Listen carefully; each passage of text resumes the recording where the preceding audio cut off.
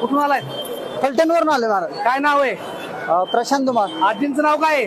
आजी नाव आजींचं नाव काय आहे? सुंदरबाई आहेत फलटण. फलटणचे आहेत. हा आजी किती वर्षाचे आहेत? आजी 90 किती वर्ष झालं वारी करताय? 7वी वर्षी वारी. हा 7वी वारी. 7 वर्षे. हा 7 वर्ष. नातोय तू